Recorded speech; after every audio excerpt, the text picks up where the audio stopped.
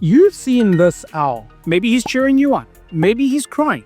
Or maybe he's threatening your family in a meme. His name is Duo, and for over a decade, he's been the face of the world's most popular way to learn a language. An app that feels more like a game, a daily habit for millions, and a brand that has become a globally recognized icon. It's friendly, it's free, and it's fun. But this is not just a quirky language app. It's the face of an empire that crossed over $1 billion in annual bookings in 2025, built on a single powerful idea: weaponizing your own guilt against you. This is a company that mastered the art of low-cost viral marketing to achieve a scale that competitors can only dream of. Yet it's also a company whose stock recently tumbled after telling Wall Street it was going to deliberately make less money. This is the story of how Duolingo cracked the code to user addiction, turned a free app into a money-printing machine, and why it's now risking it all on a gamble to double its empire. This is the breakdown of the multi-billion-dollar app that threatens you with an owl. To understand Duolingo's genius, you first have to understand the fundamental problem it was built to solve. Learning is hard, and people quit. It doesn't matter if it's a gym membership, an online course, or a language app. That initial excitement fades, life gets in the way, and the motivation to keep going just evaporates. This is the great unsubscriber, the ghost in the machine of the entire edtech industry. For a digital app, this is a death sentence. An app that isn't opened is an app that can't show you ads and can't convince you to subscribe. In the early days, language learning software was expensive, boring, and basically just digital classroom methods. You'd buy a program like Rosetta Stone for hundreds of dollars, use it for a few weeks, and then would just gather digital dust on your computer. The founders of Duolingo, Louis von Ahn and Severin Hacker, knew this. Von Ahn was a linguist, he was a computer science professor, and one of the minds behind reCAPTCHA. You know, that system that makes you identify buses and crosswalks to prove that you're human, all while secretly digitizing books for Google. He understood how to get millions of people to do a tiny bit of work for free. He saw that the biggest challenge wasn't teaching you Spanish, it was getting you to show up tomorrow, and the day after that, and the day after that. The real challenge wasn't content, it was consistency.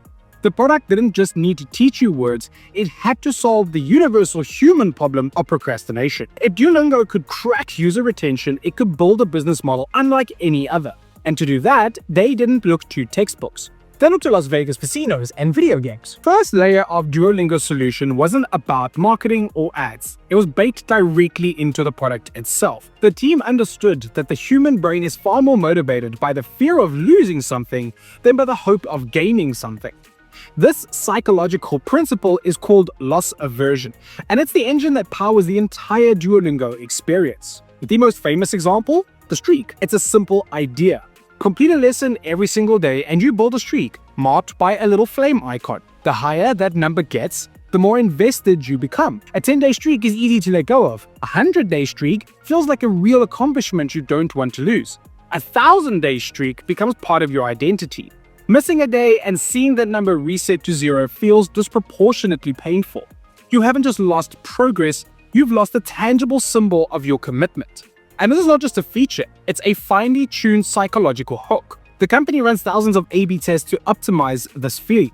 They've tested what happens when Duo's icon goes from a happy to sad, or when you're about to lose your streak. They've tested the exact wording of their infamous push notifications, turning them into a form of passive-aggressive cyberbullying that became a meme. These reminders don't seem to be working. We'll stop sending them for now. It's a notification that doesn't just remind you, it guilts you. But the gamification goes deeper. Every correct answer earns you experience points, or XP. This taps into our desire for progression and status. That XP lands you on a weekly leaderboard, where you compete against other users. Suddenly, there's social pressure. You might not care about learning 5 new words in Italian, but you might spend an extra 20 minutes on the app just to beat Sarah_P and avoid getting demoted from the Diamond League.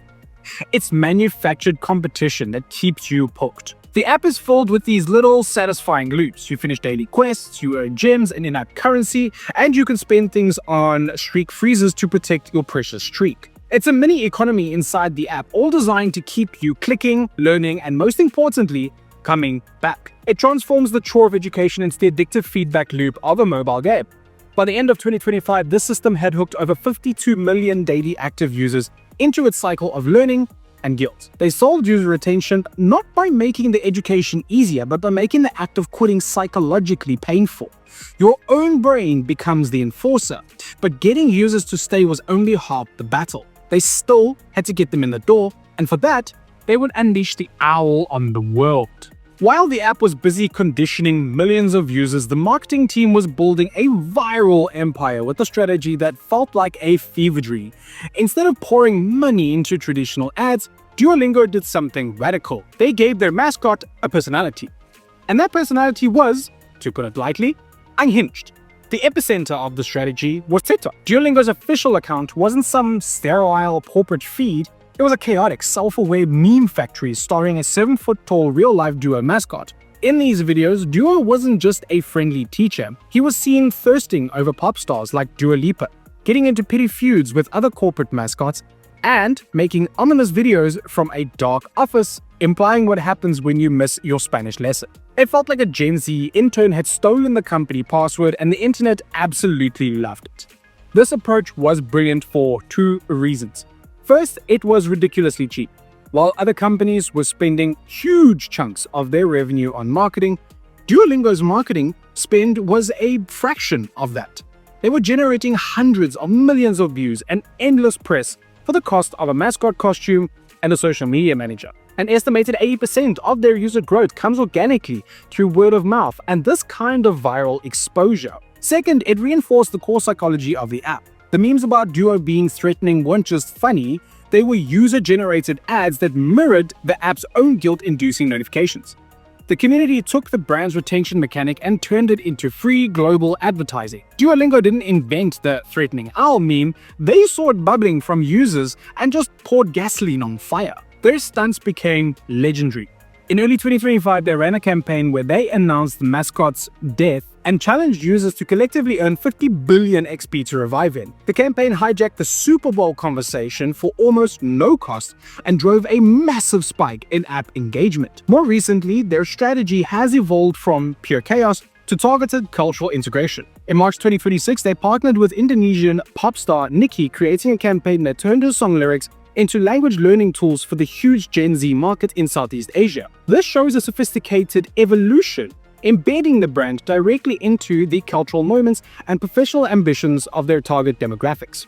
From a chaotic TikTok account to hyper-specific cultural partnerships, the goal is the same: stay relevant, stay top of mind, and get users for a fraction of the traditional cost. They solved customer acquisition not by buying ads, but by becoming a living, breathing piece of internet culture. With tens of millions of users acquired for next to nothing and a psychological system designed to keep them coming back, the stage was set to make money.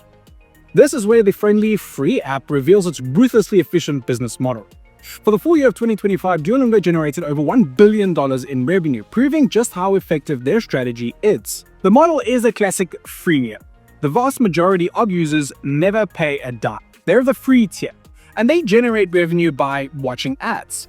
But the real money comes from converting a small piece of this massive user base into paying subscribers. By the end of 2025, Duolingo had 12.2 million paid subscribers, and these users pay for Super Duolingo to get rid of ads, have unlimited hearts so they can make mistakes without being timed out, and access to other premium features. The conversion rate is small, but at their scale, it doesn't need to be high. With 52.7 million people using the app every day, converting even a tiny percentage results in a massive recurring revenue stream. Then there's the powerful, higher price tier, Duolingo Max. Launched using OpenAI's technology, Max offers advanced AI-powered features like Explain My Answer, which breaks down grammar rules, and Roleplay, an AI conversation partner. This creates a second, more expensive product to upsell their most dedicated users. But the real secret weapon in Duolingo's financial arsenal might be something most users have never even heard of: the Duolingo English Test. This is an online AI-proctored English proficiency exam that costs a fraction of the price of traditional tests.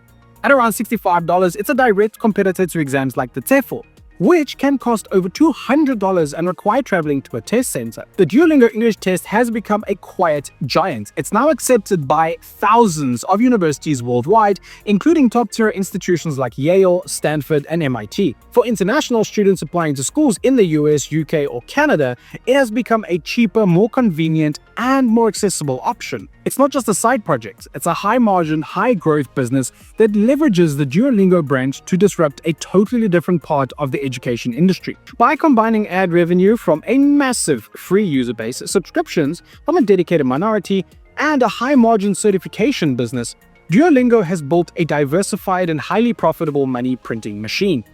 They reached $1 billion in revenue, not by trying to sell to everyone, but by building a funnel so enormous that even a small trickle of paying customers could create a tidal wave of cash. By every traditional metric, 2025 was a spectacular year for Duolingo.